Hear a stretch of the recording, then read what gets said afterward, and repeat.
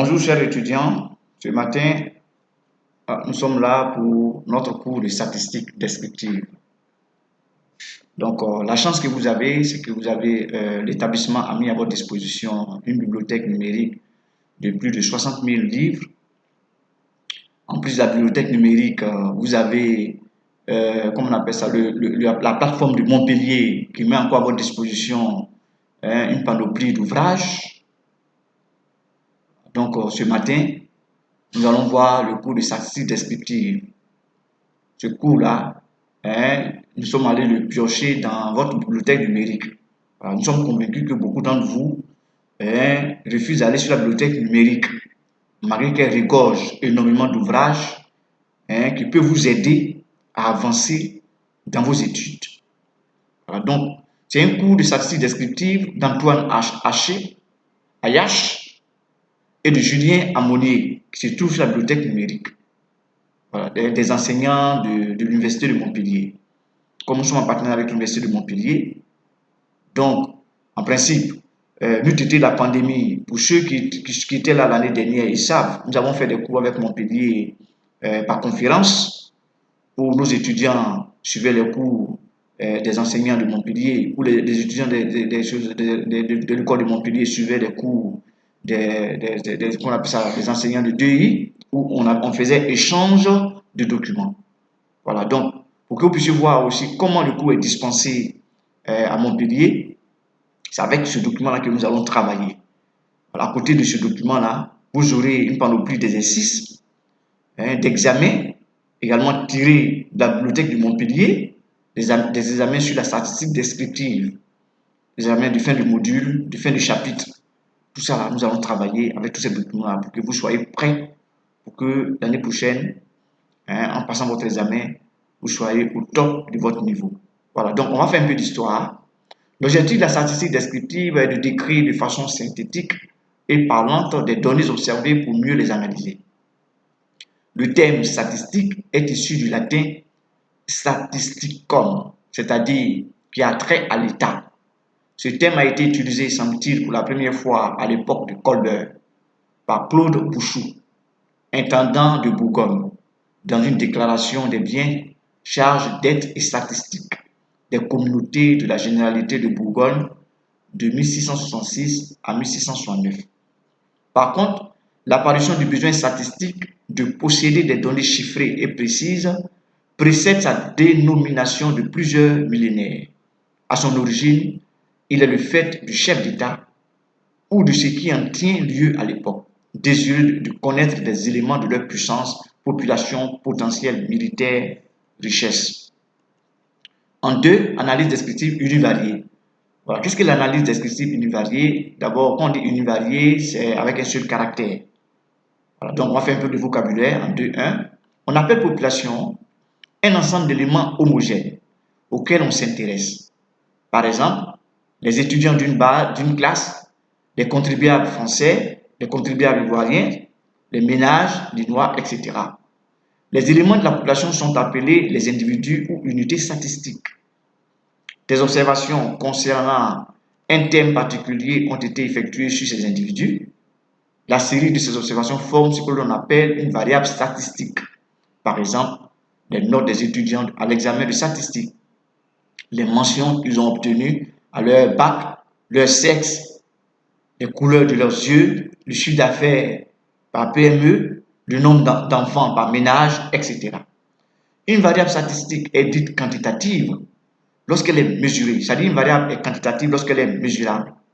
Prenons un exemple, les notes des étudiants à l'examen de statistique. Le chiffre d'affaires par PME, le nombre d'enfants par ménage. On distingue deux types de variables quantitatives. On a les variables quantitatives discrètes et les variables quantitatives continues. Les variables quantitatives, les variables discrètes ou discontinues ne prennent que des valeurs isolées. Par exemple, le nombre d'enfants par ménage ne peut être que 0 ou 1 ou 2 ou 3 ou 4, etc. Il ne peut jamais prendre une valeur strictement comprise entre 0 et 1 ou 1 et 2 ou 2 et 3. C'est aussi le cas de la note à l'examen de statistique. On suppose que les notations sont entières sans possibilité de valeur décimale intermédiaire. Les variables quantitatives continues peut prendre toute valeur dans un intervalle. Par exemple, le chiffre d'affaires par PME peut être 29 000 euros, 1 euro, 29 000 euros, 12 euros, 30 000 euros, si vous voulez, 1 million, 2 millions, 450 000, 350 000, 100 000, 200 000. Même si dans la pratique, il faut l'arrondir, voilà. Qualitative, lorsque les modalités ou les valeurs qu'elle prend sont désignées par des noms. Par exemple, les modalités de la variable sexe sont masculin et féminin. Les modalités de la variable couleur des yeux sont bleu, marron, noir et vert. Les modalités de la variable mention au bac sont très bien, bien, à bien, passable. On distingue deux types de variables qualitatives. Les variables qualitatives ordinales et les variables qualitatives nominales. Plus précisément, une variable qualitative est dite ordinale lorsque ses modalités peuvent être classées dans un certain ordre naturel. C'est par exemple le cas de la variable mention au bac. Une variable qualitative est dite nominale lorsque ses modalités ne peuvent être classées de façon naturelle. C'est par exemple le cas de la variable couleur des yeux ou encore de la variable sexe. 2. Représentation graphique d'une variable. J'espère que vous avez fait la différence entre différents types de variables. Alors, on va voir maintenant comment les représenter. Pour un groupe de 15 étudiants, par exemple, on a observé la valeur des variables couleur des yeux, sexe, mention au bac, note à l'examen de statistique. Ainsi, le tableau de données suivant a été obtenu. Ces données seront souvent utilisées dans ce chapitre. Tableau des données, vous voyez, là vous avez le tableau des données. Individus, voilà, l'étudiant Michel, Jean, Stéphane, Charles, Agnès, Nadine, Étienne, Gilles, Aurélie, Stéphanie, Marie-Claude, Anne, Christophe, Pierre, Bernadette. Couleur des yeux, voilà, vous avez les couleurs des yeux. Le sexe, la mention au bac, la note à l'examen de statistique. 2.2.1, variables qualitatives, ordinales et nominales. On représente les variables couleur des yeux, sexe et mention au bac par des diagrammes en bâton. Ça, il faut retenir. Pour représenter une variable qualitative, ordinale et nominale, il faut utiliser la représentation diagramme en bâton. On notera que chacun des individus appartient à une seule modalité de chacune de ces trois variables. En effet, on ne peut avoir des individus dont les yeux possèdent plusieurs couleurs. On exclut les cas d'hétérochromie. On ne peut pas avoir non plus un individu qui soit à la fois homme et femme. On exclut les cas d'hermaphrodisme. Enfin, un individu ne peut obtenir plusieurs mentions au bac. Remarque 2.1. De façon générale, un individu appartient à une et une seule modalité d'une variable qualitative. Bien souvent, parmi les modalités d'une variable qualitative figure une modalité autre, non répondant ou bien valeur manquante ou quelque chose dans ce genre-là, dans laquelle on place les individus qu'on n'arrive pas à caser dans une autre modalité de cette variable. Étudions l'exemple de la variable couleur des yeux. On commence d'abord par compter le nombre d'individus appartenant à chacune des modalités de cette variable. NB égale à 4 individus. Couleur des yeux. Si on prend que N égale à 4 individus, 4 individus ont les yeux bleus. NM égale à 3 ont les yeux marrons. NN égale à 4 ont les yeux noirs. NV égale à 4 ont les yeux verts. On peut résumer tout cela dans le tableau récapitulatif suivant. Vous voyez, ce tableau-là a été fait à la base de ce tableau-là. N'oubliez pas. De ce grand tableau-là. Voilà. Alors, on compte le nombre d'individus qui ont les yeux verts, le nombre d'individus qui ont les yeux bleus, le nombre d'individus qui ont les yeux marrons, ainsi de suite. Donc, on va récapituler tout cela dans ce tableau-là. Le nombre d'étudiants ayant les yeux bleus, on a 4. Le nombre des étudiants ayant les yeux marrons, on a 3. Le nombre des étudiants ayant les yeux noirs, on a 4. Le nombre d'étudiants ayant les yeux verts, on a également 4. Faisons de même avec la variable mention au bac. On obtient le tableau récapitulatif suivant. Tout se fait à travers le premier tableau. La mention passable, on a 8 étudiants. La mention à bien, on a 4. La mention bien, on a 2. La mention très bien, on a 1 étudiant. Voilà, donc on peut construire les histogrammes. Histogramme de la couleur des yeux, c'est-à-dire on peut construire l'histogramme de la couleur des yeux en fonction des effectifs. C'est le premier graphique que vous voyez à gauche. On peut également construire l'histogramme des mentions au bac en fonction également aussi des effectifs. Voilà. Donc, sur l'arbre des abscisses, on a la mention. Sur l'arbre des ordonnées, on aura les effectifs.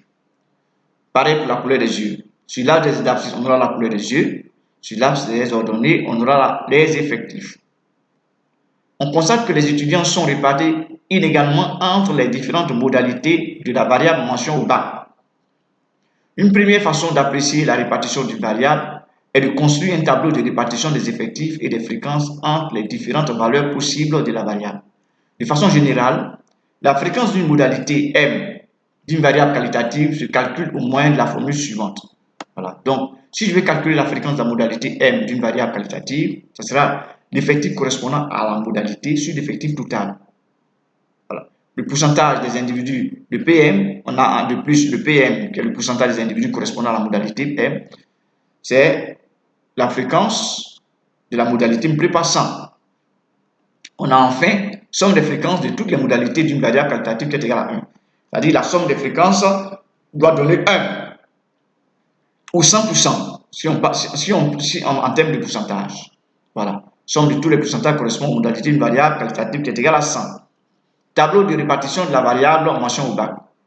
Donc les mentions passables, A bien, bien, très bien.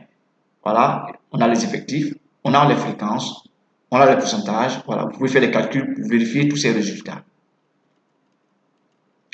Notons que dans ce tableau, les pourcentages sont donnés au dixième près, c'est-à-dire avec un chiffre après la virgule. Voilà, vous regardez, ça a été donné au niveau des pourcentages, c'est donné avec un chiffre après la virgule, au niveau des pourcentages. Voilà, au niveau des fréquences, vous pouvez aller à 3 chiffres après la virgule. Voilà. Avant de finir cette sous-section, signalons que la répartition des fréquences ou pourcentages entre les différentes modalités d'une variable qualitative peut non seulement être représentée au moyen d'un diagramme en bâton, mais aussi à l'aide d'un diagramme en secteur.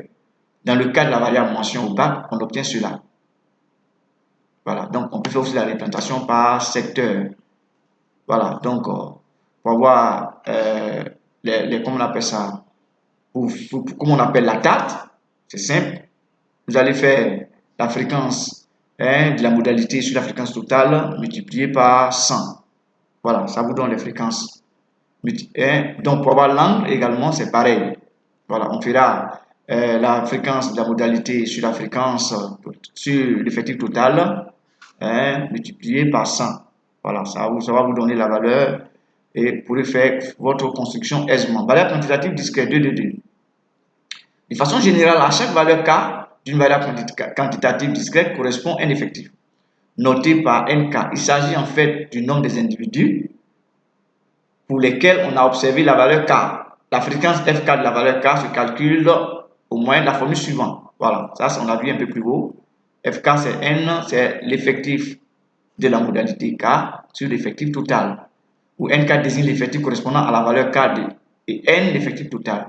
Tout comme dans le cas des variables qualitatives, en multipliant les fréquences par 100, on obtient les pourcentages correspondants. Tableau de répartition de la variable note à l'examen de statistiques. Voilà, vous voyez, pour la note 0, on a 0 personnes, pour la note 1, on a 0, pour la note 2, on a 1 personne, pour la note 3, on a 0 effectif, ainsi de suite. On peut calculer aussi les fréquences, pour vous amener à calculer les fréquences. De façon générale, pour représenter le tableau ci-dessous, on pourrait utiliser un diagramme en bâton. Ici, on a les variables quantitatives discrètes. Voilà, on peut utiliser un diagramme en bâton. Néanmoins, cette forme se prête difficilement à l'interprétation. Pour y remédier, il faut créer des classes de notes, nombre d'individus ayant obtenu des notes comprises entre 0 et 4, entre 4 et 8. Cette approche nous permet d'obtenir une variable dite classée. Il faut effectuer le bornage des classes en excluant et incluant les valeurs en début et en fin de classe. Voilà, donc, ça va nous donner ce tableau-ci. Tableau de répartition de la variable classée, note à l'examen des statistiques. Voilà, donc variable classée. Donc on obtient déjà les classes comprises entre 0 et 4, on a 2, entre 4 et 8, on a 2, entre 8 et 12, on a 6, entre 12 et 16, on a 4 personnes, entre 16 et 20, on en a 1. On calcule aussi les fréquences par la même méthode. Histogramme des effectifs de la variable classée, note à l'examen de statistiques. Voilà, c'est par là que nous allons nous arrêter pour ce jour. La prochaine fois, on verra comment construire cet histogramme. Pour l'heure, je vous remercie. Je pense que vous avez bien compris. Un résumé de tout ce cours-là vous sera également envoyé sur votre espace pour vous permettre de mieux suivre ce cours de statistiques. D'ici là, portez-vous bien et je vous attends tout à l'heure à 13 h sur le forum pour d'éventuelles questions.